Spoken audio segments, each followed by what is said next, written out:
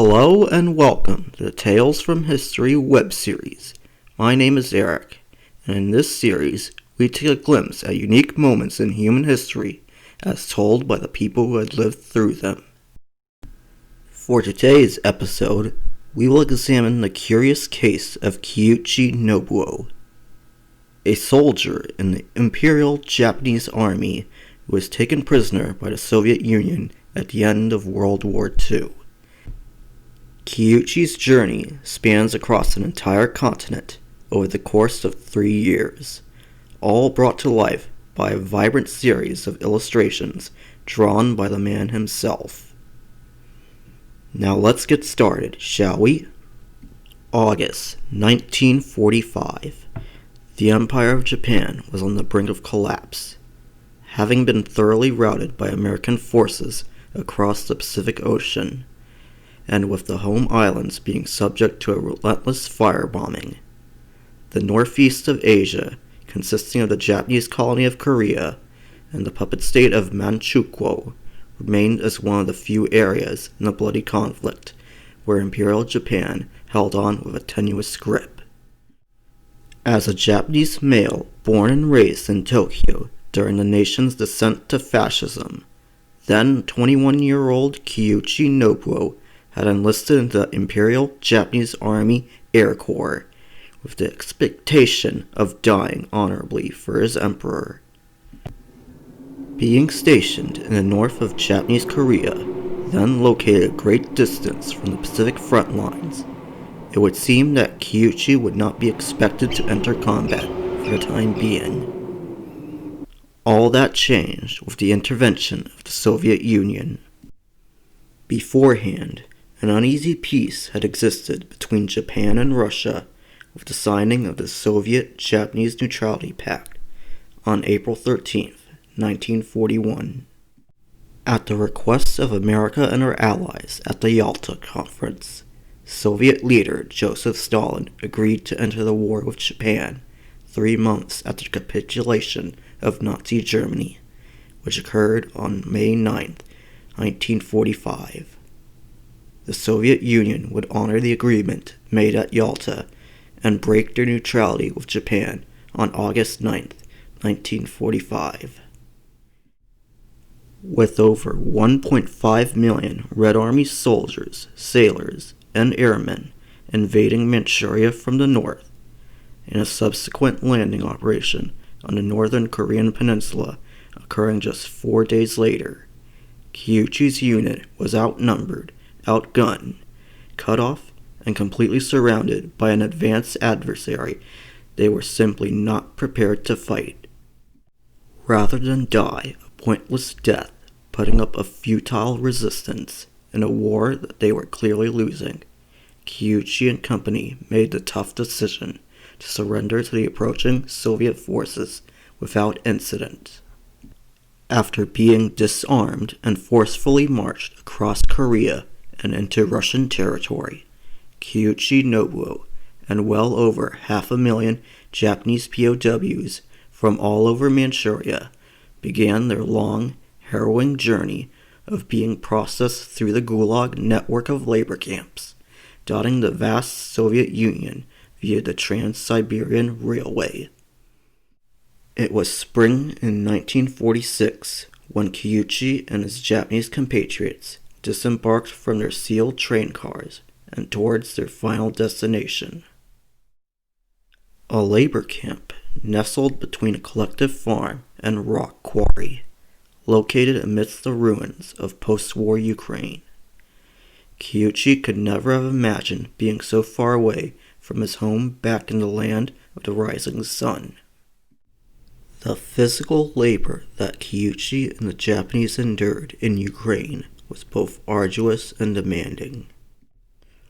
Whether it was drawing stones from the quarry or harvesting crops from the farm, those that were unable to perform a day's work did not eat any food for that day. Fortunately, Kiuchi and his fellow prisoners were hardly alone in their dire situation. The local farmers had sympathy to spare for the Japanese working their fields, and were willing to provide Kiuchi with proper training and surplus crops to alleviate the long work hours and hunger, to which he was forever grateful for their support.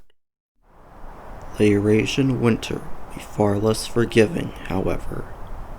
Temperatures dropped to as low as negative 30 degrees Celsius. Food became even more scarce than before, but the demand for labor remained unchanged, and the cold had made it all the more dangerous. For some of the Japanese prisoners, that danger became deadly. Kiuchi's experience with forced labor in the Gulag wasn't always so grim. A major culture shock that had taken him and other Japanese prisoners aback was the egalitarian and liberated role that women served within the Soviet system. Women took charge of many duties within the labor camp, primarily those of doctors, lieutenants, and custodians. Kiuchi could never have imagined women handling such workplace responsibilities back home in Japan. In June of 1947, Kiuchi and his lot of Japanese POWs were moved to a new labor camp in Ukraine, located in an urban industrial center that was still recovering from the destruction of World War II. This new camp was composed mainly of Hungarian prisoners of war, who welcomed the Japanese with much fanfare, in part because they were both soldiers of Axis nations defeated by the Allies. Meeting and working with the myriad of ethnicities hailing from both the Soviet Union and Eastern Europe was an eye-opening experience for Kiuchi Nobuo. Not because of the many cultures and customs they each represent, but because of the common humanity they all visibly share with one another. Particularly in his interactions with the local children, Kiuchi would bear witness to a wide range of emotions. All of the joys, sorrows, struggles, and camaraderie that these people so visibly exhibit. The Japanese people were no strangers to such warm feelings, as they so easily transcend the language barrier in the harsh climate of this foreign land.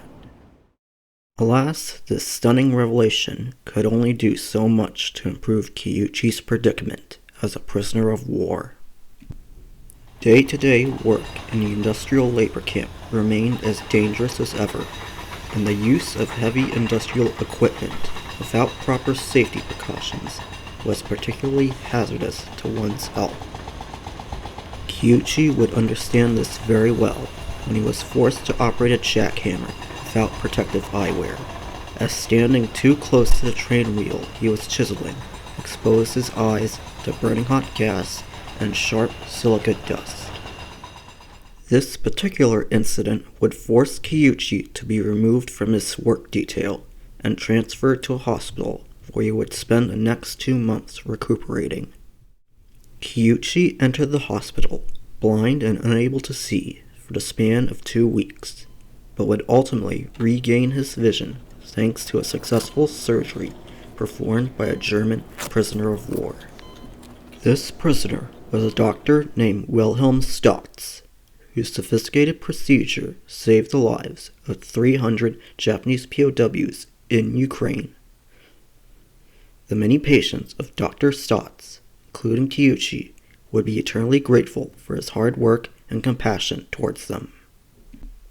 The year was now 1948. The Empire of Japan was no more, having since been replaced by a constitutional monarchy during the Allied occupation of the country. For about 175,000 Japanese POWs in the Soviet Union, including Kiuchi Nobuo, 1948 was a red-letter year, as the Soviet Gulag would decide to remove their lot from forced labor and towards repatriation back to Japan.